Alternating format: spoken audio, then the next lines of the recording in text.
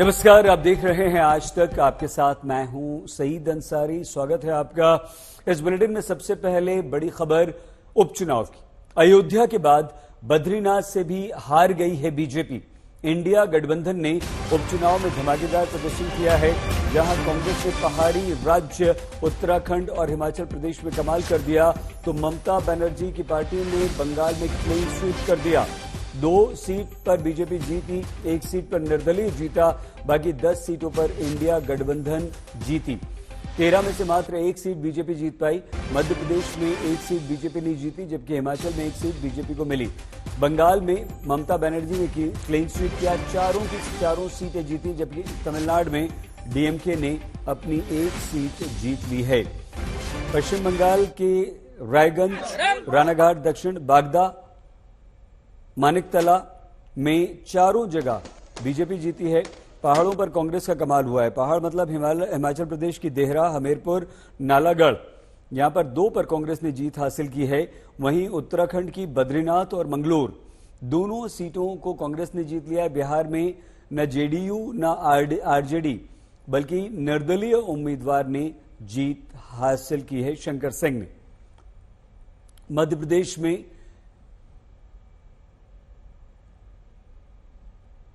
अमरवाड़ा की सीट कांग्रेस ने जीती है। और अब आपको हम हर राज्य का 7 राज्यों का परिणाम बताते हैं, रिजल्ट बताते हैं। सबसे पहले बात उत्तराखंड की देवभूमि।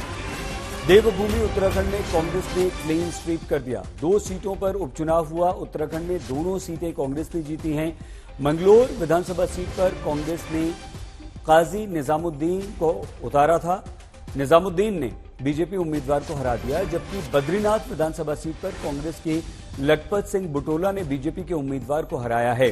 अभी कुछ ही दिन पहले लोकसभा चुनाव हुए, तब कांग्रेस का यहां खाता नहीं खुला था और अब उपचुनाव में बीजेपी का खाता नहीं खुला है। उत्तराखंड की मंगलोर सीट, जो कि पहले बहुजन समाज पार्टी के पास थी, और यहां पर कांग्रेस ने जीत हासिल की है। 7 राज्यों में 13 सीटों पर यह उपचुनाव हुए थे, जिनके परिणाम आप आज आए हैं। उत्तराखंड की मंगलोर के अलावा बद्रीनाथ सीट थी। अयोध्या के बाद बद्रीनाथ की सीट को कांग्रेस ने एक बार फिर से अपने पास रखा है। बद्रीनाथ की सीट कांग्रेस के ही पास थी। और पहाड़ी राज्य उत्तराखंड, देवभूमि उत्तराखंड में दोनों सीटें कांग्रेस ने जीती हैं। लखपत बुटोला कांग्रेस के जीते हैं बद्रीनाथ से। उत्तराखंड के पूर्व मुख्यमंत्री और कांग्रेस के वरिष्ठ नेता हरीश रावत ने कांग्रेस की जीत पर खुशी व्यक्त की, बीजेपी पर व्यंग्य किया। हरिद्वार में हमारे संवाददाता मुदित से उन्होंने बात की। बहुत महत्वपूर्ण है, बहुत प्यारी है, बहुत मीठी है। ये बहुत शक्ति देने वाली जीत है, मंगलौर की भी, श्री बद्रीनाथ की भी। और मैं बद्रीनाथ की जनता को भी, मंगलौर की जनता को भी बहुत बहुत धन्यवाद देता हूँ, प्रणाम करता हूँ इस निर्णय को। और मंगलौर के लोगों ने सारी फटकार, सारे डंडे, शक्ति बल, पशु बल, पुलिस बल, सबको नकारते हुए, धन बल, बंदूक बल, सब चीज़ों को नकारते हुए भी कांग्रेस को विजयी बनाया। कहा नहीं, ये नहीं चलेगा उत्तराखंड की धरती में। ये भाजपा की गुंडागर्दी को नकारा है और कांग्रेस की विनम्रता को विजयी बनाया है। उसके लिए मैं मंगलौर की जनता को सैल्यूट करता हूं। रावत जी, जिस तरह से पूरा माहौल रहा, मतदान के दिन जिस तरह माहौल रहा है, झगड़ा, लाठियां पकड़ाना, पथराव, गोलियां चलना, सारे भाजपा का चरित्र इससे स्पष्ट हुआ। और हमने तय कर लिया है कि चुनाव के बाद हम बड़े बड़े स्क्रीन पर भाजपा की इस गुंडागर्दी को दिखाएंगे, कैसे इन्होंने मंगलौर के अंदर, कैसे बद्रीनाथ के अंदर चुनाव जीतने की कोशिश की। रावत जी, ये चुनाव, ये जीत को किसको समर्पित करना चाहिए? मैं इस चुनाव जीत को कांग्रेस की एकता को और मंगलौर की जनता और बद्रीनाथ की जनता की सूझबूझ को, उनकी बड़े दिल को और साथ साथ कांग्रेस कार्यकर्ताओं की मेहनत को समझता। मुदित अग्रवाल हमारे संवाददाता हरीश रावत से बात कर रहे थे। और दूसरा पहाड़ी राज्य हिमाचल प्रदेश, उत्तराखंड के बाद वहां आपको लिए चलते हैं। 3 विधानसभा सीटों पर हिमाचल में चुनाव हुए, 2 कांग्रेस ने जीत ली। हमीरपुर सीट पर बीजेपी के आशीष शर्मा चुनाव जीतने में सफल रहे, तो देहरा सीट पर मुख्यमंत्री सुखविंदर सिंह सुक्खू की पत्नी कमलेश ठाकुर ने बाजी मारी। नालागढ़ सीट पर कांग्रेस उम्मीदवार ने जीत हासिल की है। ये हिमाचल प्रदेश की बात हम आपको बता रहे हैं। देहरा, हमीरपुर, नालागढ़ 3 सीटों पर चुनाव हुए। 2 कांग्रेस, 1 बीजेपी ने यहां पर जीती है। और हिमाचल प्रदेश में कमलेश ठाकुर, जो कि मुख्यमंत्री सुखविंदर सिंह सुक्खू की पत्नी हैं, वो जीती हैं। देहरा से उन्होंने जीत हासिल की है और इस समय ये सीट निर्दलीय के पास थी। हिमाचल प्रदेश की जो तीनों सीटों पर उपचुनाव हुए हैं वो अभी निर्दलियों के पास थी। यहाँ कमलेश ठाकुर ने, हिमाचल प्रदेश के मुख्यमंत्री की पत्नी ने जीत हासिल की है। इसके अलावा हमीरपुर और नालागढ़ 2 जगह और चुनाव हुए। कुल 3 जगह थी जहां पर हमीरपुर में बीजेपी ने जीत हासिल की है और 2 सीटें कांग्रेस यहां जीती हैं। कांग्रेस के नालागढ़ से हरदीप सिंह ने भी जीत हासिल की है। आशीष शर्मा हमीरपुर से बीजेपी के उम्मीदवार हिमाचल में विजयी हुए। हमीरपुर विधानसभा क्षेत्र में जो अंतिम अभी परिणाम में हम थोड़े पिछड़े हुए हैं, तो हम कह सकते हैं निश्चित तौर पर कि कांग्रेस पार्टी की जो 11 दिसंबर 2022 को सरकार बनी थी, उस समय 40 सीटें थी। वो 40 की 40 सीटें अभी कांग्रेस के पक्ष में आई है और मैं दावे के साथ कह सकता हूं ये जनता की जीत है। भगवान के आशीर्वाद से, देवी देवताओं के आशीर्वाद से, जिस प्रकार का राजनीतिक षड्यंत्र जनता की सरकार को गिराने के लिए किया गया, 16 महीने से हमने जनता के हित में कार्य किए और जिस प्रकार की राजनीतिक षड्यंत्र का जवाब हिमाचल की जनता ने दिया है वो आपके सामने है। बहुत खुश है, बहुत ज़्यादा खुश है। देहरा के लोगों के लिए को बहुत ज़्यादा थैंक यू बोलना चाहेंगे अपनी तरफ से कि उन्होंने मेरी माता जी पे ये भरोसा रखा है अपना, और बहुत खुश है। हाँ जी, देहरा ने हमारे लिए क्या बोलते मम्मा को इतनी उससे जिताया है और आगे भी देहरा के लोगों पे हमें पूरा विश्वास है, वो हमें जिताएंगे आगे, तो बहुत खुशी की बात है। जीत का श्रेय तो सारे कांग्रेस वर्कर्स, मम्मा पापा, सबकी, सारे देहरा के लोगों के लिए है। सब बहुत खुशी की बात है, उन्हें हमें इतने उससे जिताया है। हम हर राज्य में हमारे संवाददाता मौजूद हैं, उनके पास आपको लिए चलेंगे और हर राज्य में चुनाव परिणाम कैसे आया ये आपको बताएंगे। हमारे साथ इस समय असीम बस्सी हमारे संवाददाता और रोहित बिहार और पंजाब से जुड़ चुके हैं। असीम, पंजाब की जालंधर पश्चिम आम आदमी पार्टी, क्या ये फिर से अगर रिटेन आम आदमी पार्टी ने की है तो इसका अर्थ क्या है? जी, मैं आपको बता दूं, आम आदमी पार्टी के लिए सीट जीतना बहुत जरूरी था, क्योंकि 2022 में जब सरकार बनी तो 92 सीट आई थी। लेकिन आपको याद होगा अभी जो लोकसभा चुनाव होके हटे हैं उसमें से 13 सीट में से सिर्फ 3 सीट जीती थी आम आदमी पार्टी। सो तुरंत बाद ये बाइपोल आ गया जलंधर वेस्ट का, जो एक बैटल ऑफ प्रेस्टीज बन गया था। और आज आम आदमी पार्टी के जो कैंडिडेट थे महिंदर भगत, उन्होंने बड़ी जीत हासिल की। 37,000 वोटों से भी ज्यादा उनको जो वोटों से जीत उनकी हासिल हुई। लेकिन कांग्रेस के लिए एक जोड़ था कि वो जो लोकसभा सीट जीते थे जलंधर के कुछ दिन पहले, वो आज नंबर 3 पे रहे और बीजेपी नंबर 2 पे रही। लेकिन आम आदमी पार्टी के लिए बहुत बड़े मायने हैं। जो मोमेंटम उनको लगता था कि लोकसभा इलेक्शंस में उनके हाथ से निकल गया, वो मोमेंटम उनके पास वापस आया है और कुछ बाई इलेक्शंस आगे भी होने। असीम, क्योंकि हमें रोहित सूर्याग्नि के पास भी जाना है। हिमाचल में 2 सीटें कांग्रेस ने जीत ली है यहाँ पर, और एक हमीरपुर जो है वो बीजेपी के पास गई, तीनों निर्दलीय के पास गई। कांग्रेस के प्रदर्शन को कैसे देख रहे हैं आप यहाँ? जी हाँ, वो देखो बहुत बढ़िया, क्योंकि कांग्रेस बड़ी कंफर्टेबल पोजीशन में है। जो सुक्खू हैं चीफ मिनिस्टर, वो भी बड़ा कंफर्टेबल फील कर रहे होंगे कि 3 इंडिपेंडेंट्स जो बीजेपी ज्वाइन करके गए थे उनके टिकट पे लड़े, लेकिन वो 2 सीटें जो कांग्रेस जीत गई और उन्होंने अपनी वाइफ को भी वहां से लॉन्च किया, वो भी डेब्यू में उन्होंने इतनी बड़ी जीत हासिल की। एक ऐसी कॉन्स्टिट्यूंसी जो कभी जीती नहीं कांग्रेस पार्टी। सो कांग्रेस ने अपनी पोजीशन को स्ट्रेंथन किया है। जो सरकार गिरने का डर रहता था हमेशा, क्योंकि पोचिंग बहुत हुई थी, वो भी अब नहीं होगी, क्योंकि अब बहुत अच्छे नंबर्स हो गए हैं कांग्रेस पार्टी के पास। तो मुझे लगता है कांग्रेस के लिए हिमाचल प्रदेश बहुत अच्छी खबर है। असीम, आप हमारे साथ बने रहिए। रोहित आपके पास आए, लेकिन उससे पहले एक खबर यहां पर आ रही है, और वो खबर ये कि सिर्फ एक सीट पर पंजाब में उपचुनाव हुआ, जालंधर पश्चिम, जिसे आम आदमी पार्टी ने जीता है। आम आदमी पार्टी ने एक तरफा जीत यहां पर हासिल की है। चुनाव जीतने के बाद आम आदमी पार्टी के नेता सौरभ भारद्वाज ने कहा है कि जीत दर्शाती है कि हमारी नीतियों पर पंजाब की जनता को भरोसा है।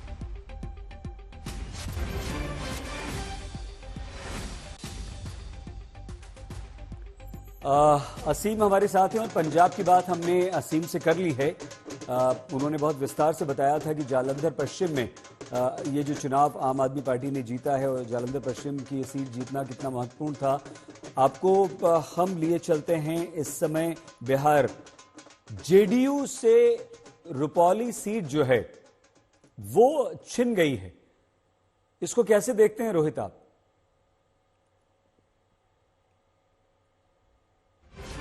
रोहित, हम आते हैं आपके पास। रुपौली सीट पर जेडीयू और आरजेडी दोनों को झटका लगा है।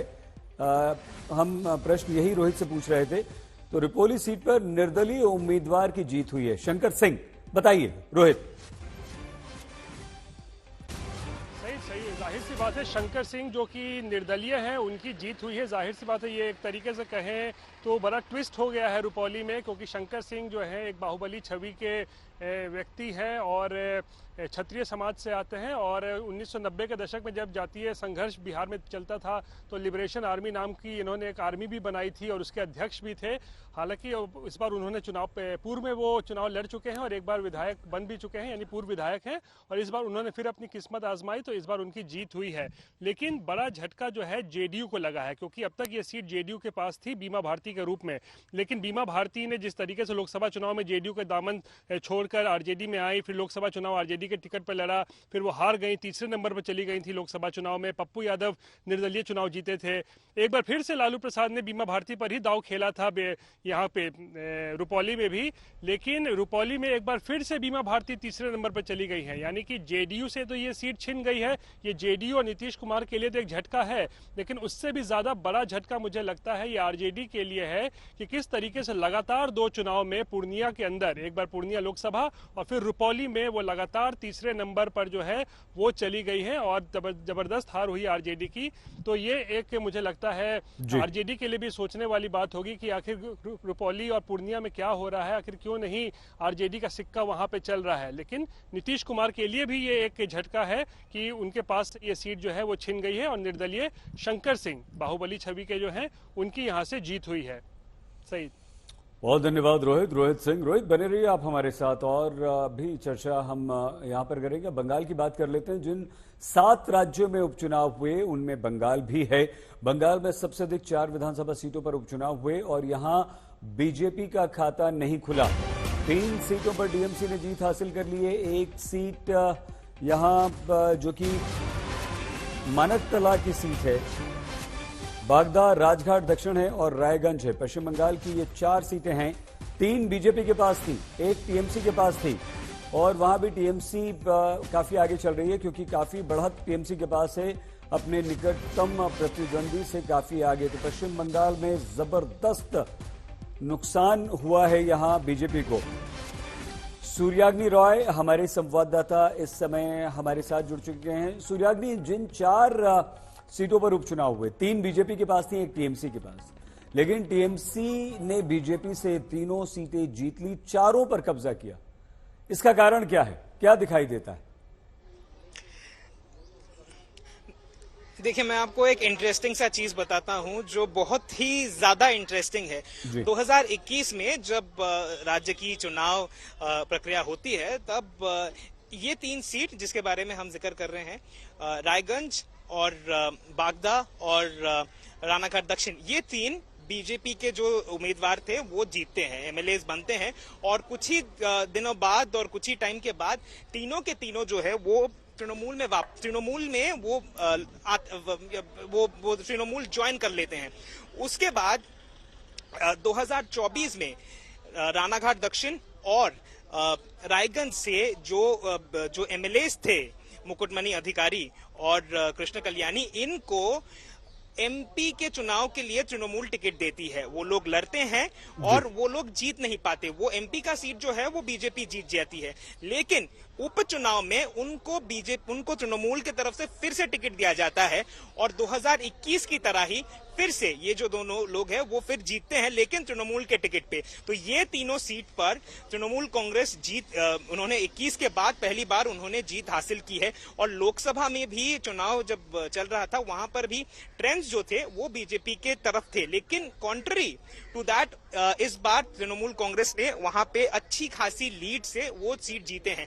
और मानिकतला की अगर हम बात करें, हमने अभी कुछ देर पहले बात की श्रेया पांडे से, जो इस असेंबली की कन्वीनर थी। उनके पिता साधन पांडे वरिष्ठ नेता हुआ करते थे कांग्रेस और तृणमूल कांग्रेस के, यहाँ के विधायक थे, लेकिन 2021 के बाद उनका इंतकाल हो गया, वो गुजर गए। तो जब चुनाव इस बार हुआ तब उनकी माताजी को टिकट दिया गया। वो एक्टिवली पॉलिटिक्स में नहीं थी, सुप्ती पांडे, लेकिन पहला इलेक्शन और वो भी सीट वो जीत चुकी हैं।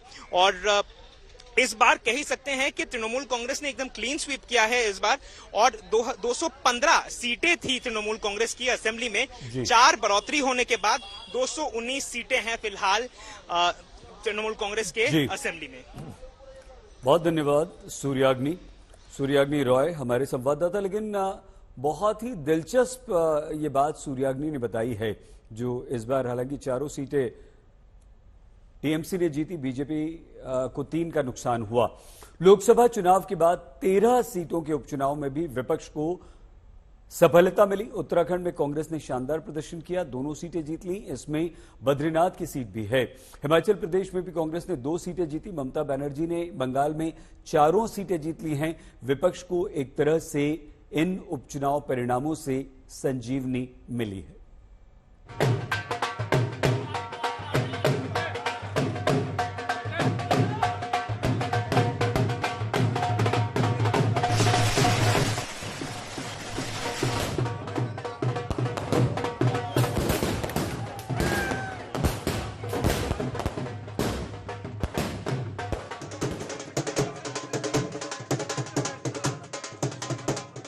लोकसभा चुनाव के नतीजों को आए अभी 5 हफ्ते हुए हैं, लेकिन उपचुनाव के नतीजों ने एक बार फिर इंडिया गठबंधन को खुशी मनाने का बड़ा मौका दे दिया है।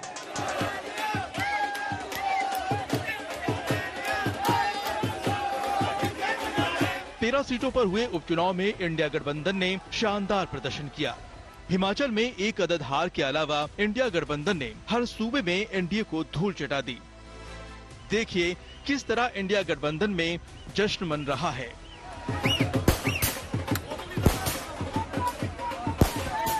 शिमला में सीएम सुक्खू के घर पर खुशियां मनाई जा रही हैं। सुक्खू के लिए ये दोहरी खुशी का वक्त है। राज्य में 2 सीटों पर कांग्रेस को जीत मिली और दोहरा से उनकी पत्नी भी जीत गईं। भगवान के आशीर्वाद से, देवी देवताओं के आशीर्वाद से जिस प्रकार का राजनीतिक षड्यंत्र जनता की सरकार को गिराने के लिए किया गया, 16 महीने से हमने जनता के हित में कार्य किए, और जिस प्रकार की राजनीतिक षड्यंत्र का जवाब हिमाचल की जनता ने दिया है, वो आपके सामने। देखिए, पंजाब में आपकी सीट पर जालंधर से लेकर अमृतसर तक जश्न मन रहा है। आम आदमी पार्टी मुसीबतों में घिरी है, लेकिन जालंधर पश्चिम में मोहिंदर भगत की जीत ने आम आदमी पार्टी के नेताओं के चेहरे पर खुशी बिखेर दी है। आम आदमी पार्टी को एक वरदान मिला है कि जो भी आम आदमी पार्टी को धोखा देगा, उसको जनता बुरी तरीके से चुनाव में हराएगी, राजनीति उसकी खत्म हो जाएगी। एक नहीं, अनेक उदाहरण उठा के देख लीजिए आप। कोई तो मुख्यमंत्री बनने बीजेपी में चला गया था, अपनी सीट नहीं बचा पाया। तो इसलिए इतिहास उठा के देख लीजिए, जो भी आम आदमी पार्टी छोड़ के बीजेपी में गया, उसकी राजनीति खत्म हो गई। उत्तराखंड से लेकर तमिलनाडु तक कांग्रेस और उसके सहयोगी दलों को खासी कामयाबी मिली है। सबसे जोरदार प्रदर्शन तो ममता दीदी का रहा। उनकी टीएमसी ने 4 सीटों पर जीत का झंडा फहरा दिया।